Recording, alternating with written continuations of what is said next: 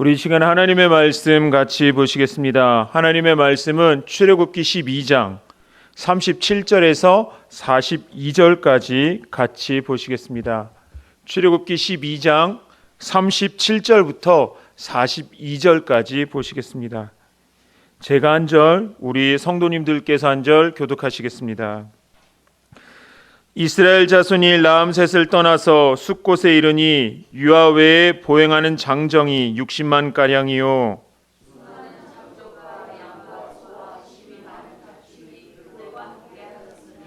그들이 애굽으로부터 가지고 나온 발교되지 못한 반죽으로 무교병을 구웠으니 이는 그들이 애굽에서 쫓겨남으로 지체할 수 없었음이며 아무 양식도 준비하지 못하였음이었더라.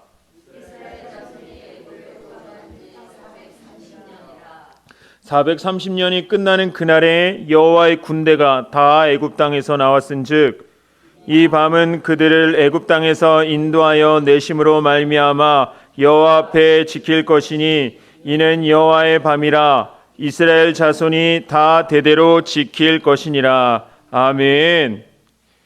네, 우리 옆에 계신 성도님들에게 이렇게 인사를 하셨습니다. 진심의 마음을 담으셔가지고 사랑합니다라고 이렇게 고백해 주셨으면 좋겠습니다. 사랑합니다. 사랑합니다. 진심으로 사랑합니다. 감사합니다. 우리 교회가 우리 성도 한 성도님들이 서로 그리스도의 사랑으로 연합하고 그리스도의 사랑으로 연합한 그 은혜 안에서 믿음의 걸음을 힘차게 걸어가시는 은혜가 있으시기를 주님의 이름으로 축원을 드립니다. 그리스인들에게 가지고 있는 두 가지의 시간 개념이 있습니다. 하나는 크로노스라는 시간 개념이고 하나는 카이로스의 시간 개념이 있습니다. 이 크로노스라고 하는 단어나 카이로스라고 하는 단어는 시간을 뜻하는 단어인데 그 의미가 다릅니다. 이 크로노스라고 하는 단어는 흘러가는 시간을 의미합니다.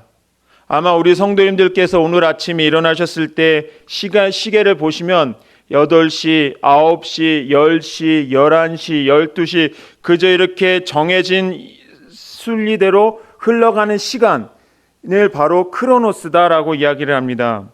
그런데 이 카이로스라고 하는 말의 의미는 조금 다릅니다. 의미가 있는 시간을 말합니다. 이 말은 우리에게 어떤 의미가 있는 때를 가리키는 단어라고 이야기를 할 수가 있습니다. 예를 들면 이런 것입니다. 1년 365일은 크로노스입니다. 그런데 10월 30일은 여러분들에게는 크로노스이지만 저에게는 카이로스입니다. 왜 그럴까요? 그날은 제 생일이기 때문입니다. 그러니까 이 카이로스라고 하는 말은 흘러가는 시간 속에 내게 의미가 되는 시간들, 그리고 앞으로 내가 그날이 빨리 왔으면 하는 그날이 바로 카이로스라고 이야기를 할 수가 있는 것입니다.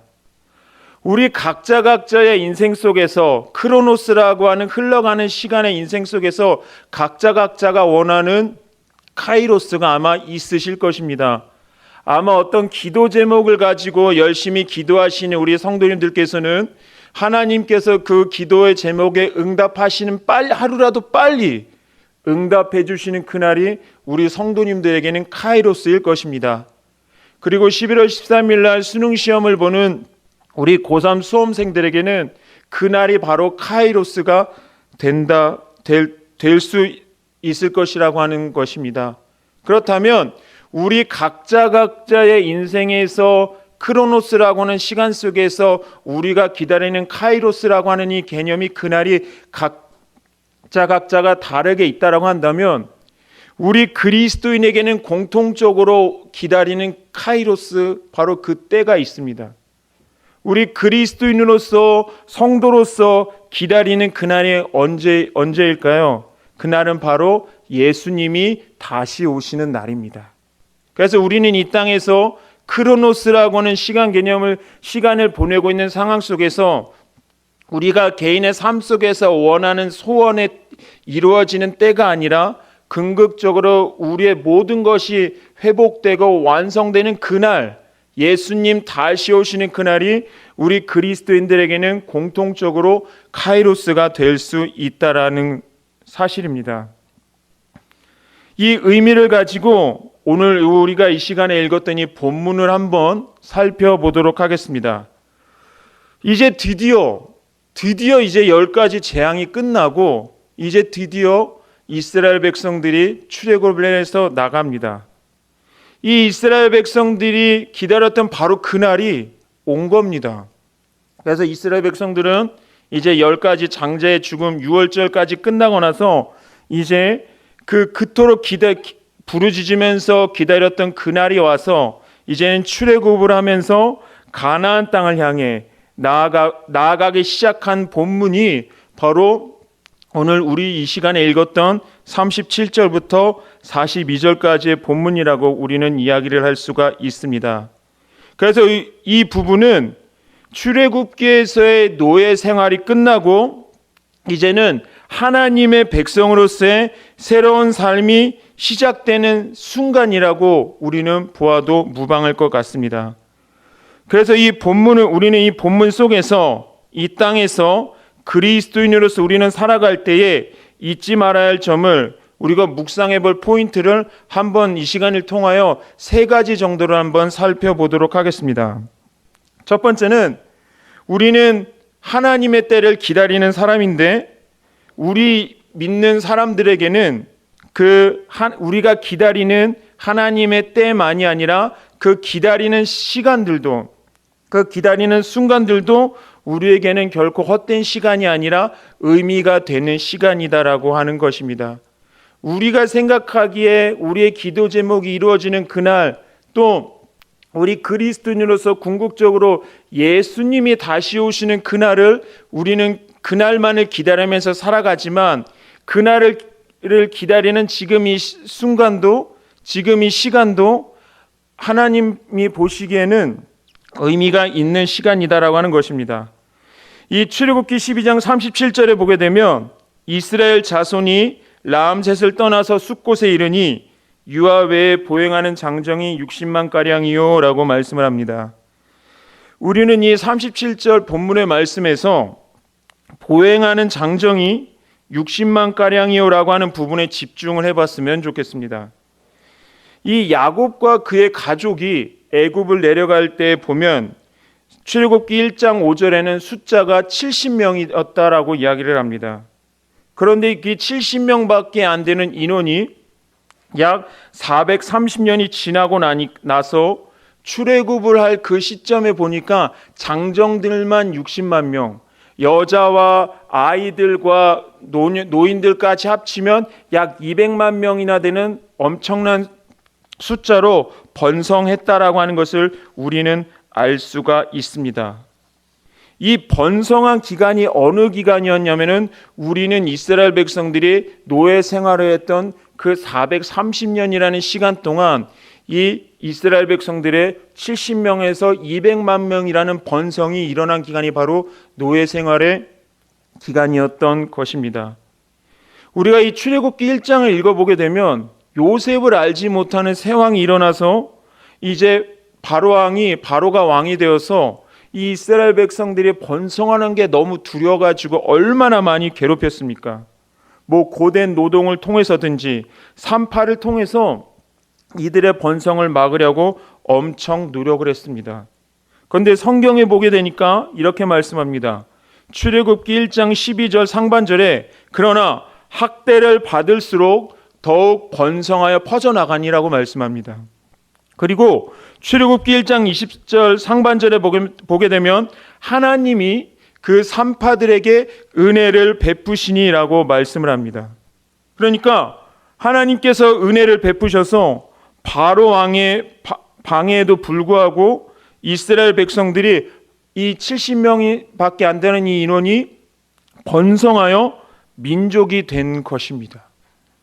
그렇다면 우리는 이렇게 질문을 던져볼 수가 있습니다.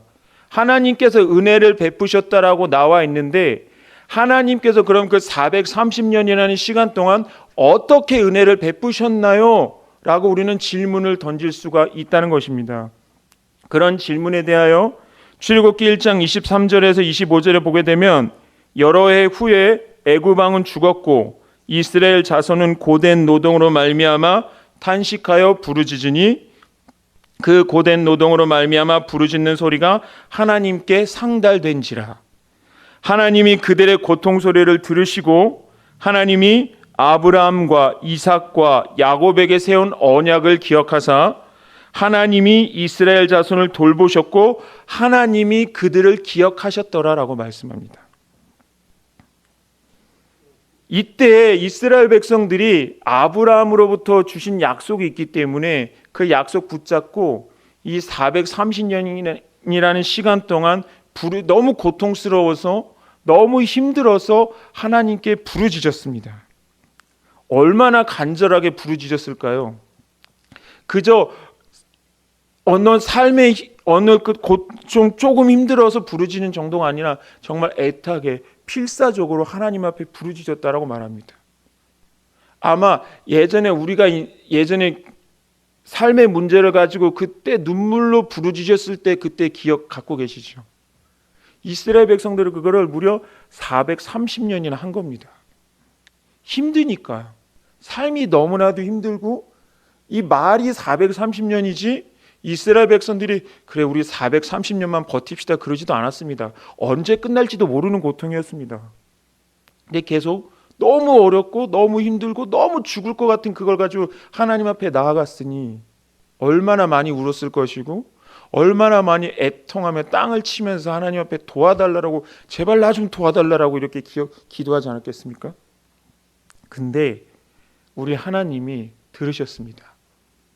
들으시고 기억하셨습니다. 우리의 부르짖음을 들으시고 기억하시고 돌보셨다라고 말씀합니다. 그게 바로 430년이었습니다. 우리는 이 430년이라는 시간을 이야기할 때에 이 430년의 노예 생활을 했다라는 것에만 집중하면 이 시간은 그냥 노예 생활만 한 겁니다. 그런데 힘들었습니다. 죽을 것 같았습니다. 사람으로서의 최소한의 인권 보장도 못 받았을 시기였을 겁니다. 그런데 우리가 시선을 좀 바꿔서 노예 생활한다는 그 시선을 바꿔서 하나님이 이스라엘 백성들에게 어떻게 은혜를 베푸셨지라는 이 시선을 가지고 이 출애굽기 기사를 읽어보게 되면 하나님께서는 이 430년이라는 시간을 이스라엘 백성들을 놀랍게 돌보시고 먹이시고 채우시고 기억하셨다는 것을 우리는 알 수가 있습니다. 우리 인생에 하나님의 도우심이 없던 적은 한 번도 없었습니다. 우리의 인생에 하나님의 우리의 부르짖음의 기도를 듣는 귀를 거두신 적이 한 번도 없습니다. 그런데 왜 우리가 낙심을 하고 낭망을 할까요? 이 이스라엘 백성들이 노예 생활을 했네 그것만 봤기 때문입니다. 이 노예 생활을 하고 힘든 시간이었지만 이 시간을 하나님이 어떻게 버티게 하실까? 어떻게 이기게 하실까? 지금까지 내 인생을 하나님이 어떻게 인도하셨는가? 라는 시선으로 내 인생을 바라보고 현재를 바라보고 미래를 바라보고 있다면 지금 내 육신의 눈으로 바라보는 내 삶의 모습은 힘들지만 그 안에 하나님이 도우시는 그 도움의 손길이 있다라고 하는 것을 우리는 알 수가 있다는 것입니다. 그래서 우리는 기도할 때에 하나님 나와 함께 해주세요라는 기도는 죄송합니다. 어떤 면에서 보면 옳은 기도가 아닙니다. 왜요? 하나님은 이미 함께 하시거든요. 하나님은 임마누엘이라고 하셨거든요. 그래서 우리 곁에 계시는데 우리 그 노예 생활하는 그것만 보고 하나님 나와 함께 하지 않으시네라고 생각을 하니까 우리 기도 속에 이미 함께 하시는데 하나님 나와 함께 해주세요. 하나님 내 기도 좀 들어주세요 라고 하는 기도가 나온다는 겁니다. 그래서 우리가 기도할 때에 우리가 간구해야 될 것을 하나님 보여달라고 해야 됩니다. 하나님 성경에 보니까 주님 나와 함께 하신다고 하는데 제 마음이 굳어져서 보이지가 않습니다. 하나님 날 돌보신다고 하는데 내 마음이 굳어져가 심령이 완전히 바닥을 쳐가지고 완전히 그 가뭄이 와가지고 갈라지는 이 논바닥처럼 내 마음이 완전히 죽어 있어서 하나님의 일하심이 보이지가 않습니다. 보여주세요. 하나님 보여주세요. 믿음으로 하나님 내 인생 가운데 나를 돌보시고 먹이시고 입히시고 계신다는 그걸 내가 보게 해달라고 우리는 간구해야 될 것입니다. 사랑하는 우리 모든 복음예비교회 성도 여러분, 우리 인생에 의미 없는 시간은 없습니다. 비록 우리는 생각하고 싶지 않은 시간이라고 할지라도 하나님의 섭리 안에서는, 하나님의 시간 안에서는 모든 것이 다 하나님의 뜻 안에 있다는 것입니다. 그래서 이스라엘 백성들에게 이 430년이 힘든 노예 생활이었지만 이 시기를 통하여 70명이 200만 명이나 되는 민족으로 번성케 하시고 이들을 돌보시고 먹이시고 연단하였던 것처럼 우리가 인생을 만나가면서 당하는 이 모든 고난들 통해서 하나님은 우리 인생을 떠나신 것이 아니라면 우리는 어떤 시간으로 어떤 시선으로 우리 인생을 바라봐야 하냐면 하나님이 날 먹이고 계시네, 하나님이 나와 함께하고 계시네, 하나님이 지금 나를 연단시키시고 훈련시키고 계시네 라는 그 믿음으로 우리 인생을 바라봐야 합니다. 근데 만약에 그게 보이지 않는다면 우리는 보여달라고 하나님께 구해야 됩니다.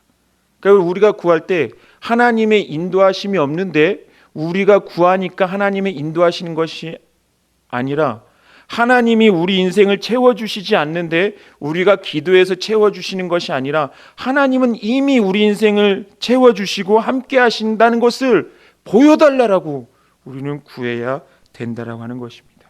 그래서 우리 예수 믿는 사람들에게는 그래서 믿음의 눈이 필요합니다. 육신의 눈이 아니라 믿음의 눈을 가지시고 우리 각자의 인생을 해석하시는 은혜가 있으시기를 주님의 이름으로 축원을 드립니다. 그리고 본문을 통하여서 살펴볼 두 번째는 우리가 그리스도인으로서 이제 새로운 삶을 살아갈 때에는 과거에 머뭇거리고 있으면 안 된다는 것입니다. 출애굽기 12장 39절을 보게 되면 그들이 애굽으로부터 가지고 나온 발교되지 못한 반죽으로 무교병을 구웠으니 이는 그들이 애굽에서 쫓겨남으로 지체할 수 없었음이며 아무 양식도 준비하지 못하였음이더라 라고 말씀합니다. 쫓겨났습니다. 애굽 사람들이 안녕히 가세요, 나중에 또 봐요 이런 게 아닙니다. 나가 니네 때문에 우리가 되는 게 없어, 니네 신 때문에 우리 아들이 다 죽었어, 빨리 나가, 꼴도 보기 싫어, 이렇게 내쫓은 겁니다. 근데 만약에 이스라엘 애굽 사람들이 천천히 준비하시고 천천히 출애굽하셔서 나가셔도 됩니다, 좀 며칠 더 있다 가시죠, 만약에 이러셨으면 충분히 나갈 시간을 준비하면서 나갔으면 아마 지난 추억을 되돌아봤겠죠. 아 그래, 내가 노예로서는 힘들었는데 그래도 이 뜨거운 가마, 그래도 내가 여기서 먹을 걱정은 없이 살았는데 근데 내가 광야로 나가야 되네, 광야는 너무 힘들고 죽을 것 같은 곳인데 가지 말까? 안 가도 되겠지? 굳이 이렇게 광야로 나가서 섬길 필요가 뭐 있어? 여기에 머물면 되지. 이렇게 우리는 예수 믿은 그 순간부터 영원한 하나님 나라를 향하여 하나님께서 주신 꿈과 비전을 향하여 우리는 나아가야 되는데 자꾸 이렇게 나가야 돼. 이렇게 딱 뒤를 이때가 좋았는데 그냥 안 가도 되지 않을까? 나가면 개고생인데 안 가도 되지 않을까? 이렇게 자꾸 타협을 하게 되더라는 겁니다. 여기서 하나님 나라 이루면 되지, 여기서 주님 섬기면 되지, 이렇게 계속 타협하더라는 겁니다. 그러니까 하나님께서 이 이스라엘 백성들이 생각할 틈을 주신 게 아닙니다. 이 애굽 사람들 얼마나 분노가 가득했겠습니까? 나가라고, 빨리 나가라고, 안 나가면 내가 너네 죽인다고 막 이러면서 내쫓은 겁니다. 그러니까 이 10가지 재앙이 끝나고 나서 그래서 발교되지 못한, 그냥 빨리 나가면서 그 6.25절 때도 나갈 준비하고 먹은 거 아닙니까? 허리에 띠를 띠고 지팡이를 메고, 그러니까 쫓겨 나간 것입니다. 우리가 그리스도인이 된 순간부터는 우리의 신분이 바뀐 겁니다. 예수 믿는 그 순간부터는 예수 믿기 전처럼 우리는 죄인의 모습일 때처럼 똑같이 살 수는 없습니다.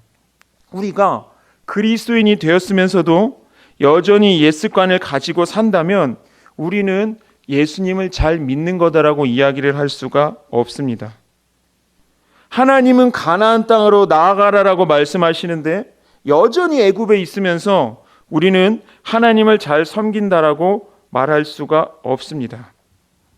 그런데 이곳이 좋사오니 여기에 머물면서 그냥 애굽에 머물면서 여기서 하나님 섬기면 되지, 여기에 성전 쌓고 여기에 제단 쌓고 하면 되지 하는데 처음에는 불편할 겁니다. 하나님이 가나안 땅으로 가라고 했는데 불편한데 그런데 이 불편함이요 나중에 무뎌지게 되면 내 인생에 별 어떤 일어나지 않네? 그냥 아예 눌러 앉아 있는 겁니다. 처음에는 예수 믿는 사람으로서 처음에는 죄 짓는 게 되게 불편했는데 점점 더 죄 짓는 게 불편해지지 않습니다. 일주일을 죄 짓다가 내 마음대로 살다가 주일날에 와서 한 번 예배 드린 게 전혀 불편해지지가 않습니다. 그러다 보면 이렇게 살아도 내 인생에 별 뭐가 안 일어나지 라고 합니다. 그런데 여러분 우리가 죄를 지었을 때 내 마음이 불편하고 괴로운 것이 정상일까요? 우리가 죄를 지었을 때 내 마음에 아무런 불편함이 없는 게 정상일까요? 내가 죄를 지었을 때 내 마음에 불편한 것이 내가 생명이 있다는 증거일까요? 내가 죄를 짓고 하나님이 반대되는 삶을 살았는데도 전혀 불편하지가 않아요. 그게 생명이 있는 삶일까요? 전자입니다. 우리가 생명이 있다면, 우리가 살아있다면 죄 짓는 것이 불편해야 됩니다. 죄를 보고 너무 쾌락적이고 다른 사람들이 조금만 눈 감으니까 세상을 향해 나아가서 돈도 잘 벌고 세상적으로 형통하니까 하나님 한 번만 눈 감아 주십시오. 한 번만 헌금할게요. 하나님 나 11조 할게요. 그러면서 합니다. 전혀 불편하지가 않아요. 그거는 내가 죽어 있다는 뜻입니다. 우리는 코로나 때 이걸 경험했습니다. 처음에 이제 그 집합 금지 명령이 내리면서 대면 예배를 못 드리면서 처음 한두 주 유튜브를 통해서 예배 영상을 보면서 눈물을 흘렸습니다. 우리가 어찌 이 날이 이럴 수가 있는가? 주여, 이 코로나가 빨리 하게 해주옵소서. 그런데 저조차도 2주, 3주, 4주, 한 달이 지나니까 너무 편한 겁니다. 너무 편해가지고 내가 마음이 둔해집니다. 별로 불편해지지 않습니다. 그런데 갑자기 하나님이 내 인생에 채찍으로 너 이놈 자식 그러시면 좋은데 별로 어떤 내 인생에 이런 풍파도 일어나지 않습니다. 이거구나. 이래도 되는구나를 생각한 겁니다. 내 안에 계신 성령께서 근심하는지도 모르도록 둔해집니다. 뒤를 돌아보면 그렇습니다. 그래서 사랑하는 우리 모든 복음의 빛교회 성도 여러분, 우리는 예수 믿는 사람들입니다. 우리의 삶의 주인은 하나님이십니다. 우리가 따르고 쫓아야 할 것은 우리 마음이 아니라 우리 세상이 아니라 하나님이십니다. 우리는 어느새부턴가 우리 마음이 신앙의 중심이 되어가지고 내가 마음이 불편할 때에만 예배 나오고 내가 죄를 짓는데 마음이 불편하지 않으니까 그저 죄를 짓는 삶 계속 살고 어느새 보면 우리는 말씀을 따르는 삶이 아니라 우리 마음을 따르는 삶으로 예전 삶으로 돌아가 버린 것입니다. 그래서 하나님이 빨리 나가! 이렇게 이스라엘 백성들을 내쫓으신 겁니다. 하나님 시간 좀 주세요. 짐승도 모아야 되고 됐어 빨리 가! 이렇게 막 생각할 시간도 없이 밥도 먹어야 되는데요. 무교병 있잖아! 이렇게 해서 나간 겁니다. 그래서 사랑하는 우리 모든 복음의 빛교회 성도 여러분, 죄와는 세상과는 타협하지 마시기 바랍니다. 과거에 내가 살았던 습관과는 절대 타협하지 않으시길 바랍니다. 내 마음에 이 정도는 괜찮겠지라고 하여도 말씀이 아니야! 라고 이렇게 이야기를 한다면 타협하지 않으시고 그 믿음의 길로 그저 가나안 땅만을 향해서 나아가시는 우리 성도님들 되시기를 주님의 이름으로 축원드립니다. 세 번째는 우리는 예수 믿는 그 순간부터는 하나님의 군대입니다. 출애굽기 12장 41절에 이렇게 말씀합니다. 430년이 끝나는 날에 여호와의 군대가 다 애굽 땅에서 나왔은지라고 말합니다. 지금 이 출애굽에서 이제 쫓기듯 가고 있지 않습니까? 시간 좀 주지. 이게 뭐야? 뭐 옷도 입고 뭐 짐도 싸야 되고 그럴 시간도 없이 그냥 나갔는데, 이 출애굽하는 이스라엘 백성들을 향하여 성경은 마하나임, 즉 여호와의 군대라고 표현을 하고 있습니다. 우리는 보통 이제 이 출애굽기 12장 이후에 출애굽을 하면서 이제 뭐 아말렉과의 전쟁, 미디안과의 전쟁, 바산왕 옥, 아모리왕 시온, 이런 모든 전쟁을 할 때에 우리는 하나님의 은혜를 부각하기 위해서 이스라엘 백성들을 뭐라고 표현하냐면은, 노예 생활하다가 이스라엘 백성들이 변변찮게 준비할 것도 없었고, 광야에서 뭐 무기 만들 시간도 없었고, 뭐 훈련할 시간도 없었던 되게 연약하고 우리는 부족한 사람들이었다. 그런데 하나님께서 은혜를 베풀어 주셔서 승리하였다. 우리는 이 이스라엘 백성들의 연약함에만 집중을 합니다. 그런데 이 본문 한 절은 너네들은 군대다라고 말합니다. 하나님께 훈련받은 군대다라고 말합니다. 이 처음에 신병들을 모아놨을 때 그 신병들 자체를 군대다라고 말하지 않습니다.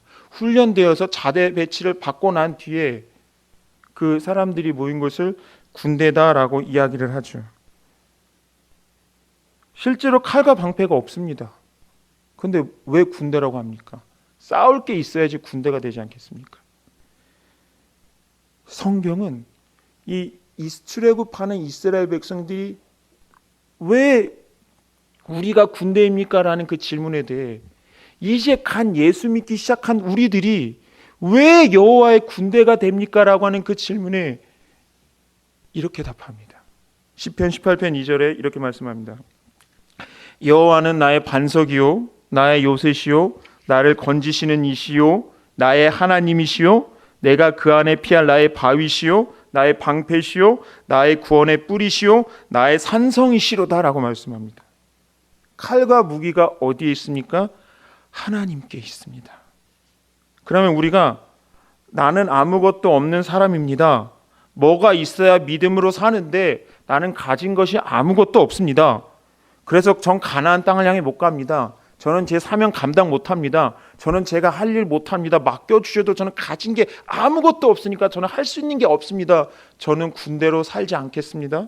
군대가 될 수 없습니다라고 이렇게 이야기를 하는데, 성경은 하나님이 너의 무기가 되어주시고 하나님이 너의 방패가 되어주시고 하나님이 너의 산성이 되어주실 거니까, 그래서 너가 군대야. 네가 무장할 것은 세상의 그 어떤 것이 아니라 하나님이야. 하나님이 너와 함께 하신다는 것을 믿는 믿음으로 무장을 하는 거야 라고 이렇게 이야기를 하는 겁니다. 그래서 사도 바울이 고린도후서에서 이렇게 말씀하지 않습니까? 우리는 그리스도의 좋은 군사다 라고 말씀하고 있습니다. 그래서 우리는 하나님께 기도할 때에도 이렇게 기도합니다. 이게 있어야 됩니다. 이거 없으면 안 됩니다. 주님 이거 주세요. 근데 우리의 기도의 그 수많은 고백 속에 혹시 이런 고백을 하신 적이 있으셨는지요? 주님 한 분이면 됩니다 라는 고백을 했는지, 그래서 주님이 나의 방패가 되시니 지금 앞으로 내 인생에 어떤 어려움이 와도 저는 두렵지 않습니다 라는 고백이 우리 안에 있었는지 한번 돌아보시는 은혜가 있으시기를 주님의 이름으로 축원을 드립니다. 우리가 믿는 주님이, 우리의 예배의 이유가 하나님이 아니라 어쩌면 하나님께서 우리 인생에 뭘 채워주셔서 나의 주님이신지 한번 되돌아볼 필요가 있습니다. 어쩌면 우리는 주님을 바라면서 사는 사람들이 아니라 주님이 주시는 것만 바라보면서 살아가는 사람들일지도 모릅니다. 주님 주시면 믿겠습니다. 주시면 내 주님이십니다. 그런데 이거 안 주시면 저 서운합니다 라는 마음으로 살아갈지도 모릅니다.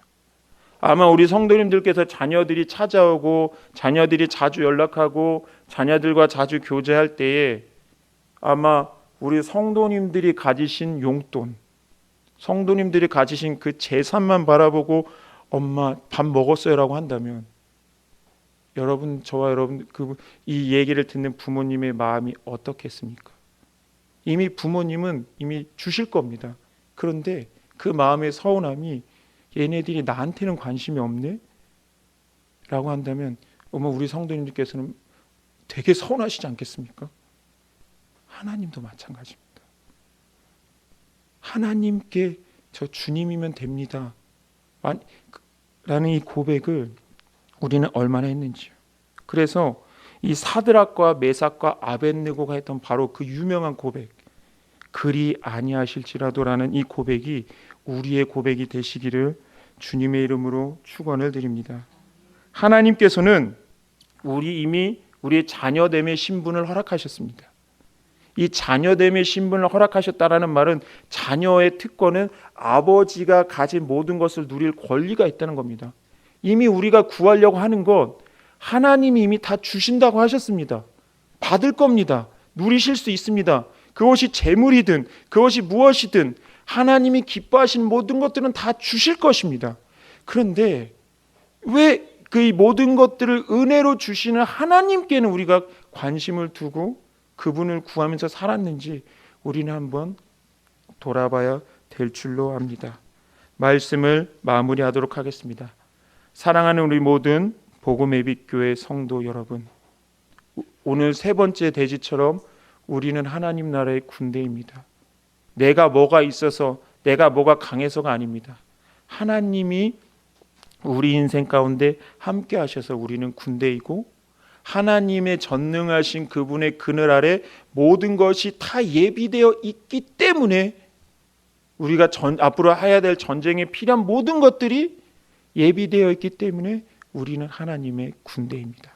그래서 우리가 기도할 때에 하나님, 저 주님 한 분이면 충분합니다. 주님만 있으면 됩니다. 주님만 바라보고 살게 하여 주시옵소서. 그리고 주님이 예비하신 모든 것들을 볼 수 있는 믿음의 눈을 열어달라고, 그 믿음 가지고 지금의 인생을 앞으로 다시 오실 주님을 기다리며 사는 이 나그네와 같은 이 인생을 살아내시는 우리 모든 성도님들 되시기를 주님의 이름으로 축원을 드립니다. 우리 이 시간 하나님께 찬양 드리시면서 기도의 자리로 나아가시겠습니다.